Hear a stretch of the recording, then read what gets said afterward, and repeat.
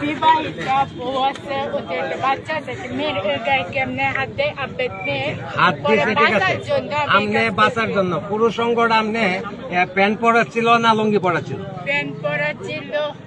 Pant পরা ছিল, তো আপনি পুরুষ অঙ্গ ধরছেন কেমনে বা কাটছেন কেমনে? প্যান্ট পরা ছিল, তারা আমাকে জোর করে ইউজ করে প্যান্ট খুললা ইউজ করে করতে চাইছিল, পরে আমি কাটছি। আপনারা দর্শন করতে যাচ্ছিল আপনি, দর্শন, তারপরে আপনি এই অবস্থায় আপনি পুরুষ অঙ্গটা ব্লেড দিয়ে কাটছেন। তো ব্লেডটা আপনার সাথে ছিল না কোথায় ছিল? বেলিট আবার দোকান থেকে কিনছি, তারা জানে আমার এই কাম করবো পরে। ওইটা আগেই আপনি জানতেন এই কাম আপনারা করবে? হ্যাঁ। তাইলে তারপরে আসছেন কেন আপনি? মানে মূলত আপনি জানেন আপনি এই কাম করবে, আপনি যেহেতু জানেন তাহলে ওনাদের সাথে আপনি গেলেন কেন?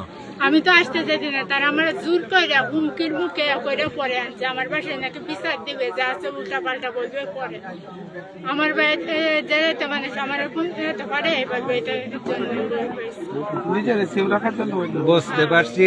আচ্ছা, পুরুষ অঙ্গটা আপনি কাটার পরে আপনি কি পালিয়ে যাইতেছিলেন বা আপনার এখানে আটক করছে এরকম, না আপনি ইচ্ছাকৃত বসে আছেন? না, আমি পালিয়ে যেতে চাইছি, পরে আমার দুইজনে মিলে আবার ধরতেছে, পরে কাটছে। যাই হোক, আপনি কাটছেন। আপনার এই যে ব্যাগের মধ্যেও দেখা যায় এখনো রক্ত লেগে আছে, তাই তো?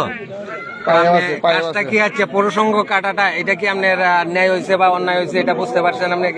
না, তারা দুইজনে আমার মিলে দর্শন করতে চাইছিল, পরে আমি এই কাজ করছি। বন্ধুরা শুনতেই পাচ্ছেন, মূলত আমরা সব বিস্তারিত ওনার মুখ থেকে সবকিছুই আমরা মূলত ওনার মুখ থেকে সর্বোচ্চ আমরা সব শুনে দেওয়ার চেষ্টা করছি। আমাদের সঙ্গেই থাকুন। আল্লাহ হাফেজ।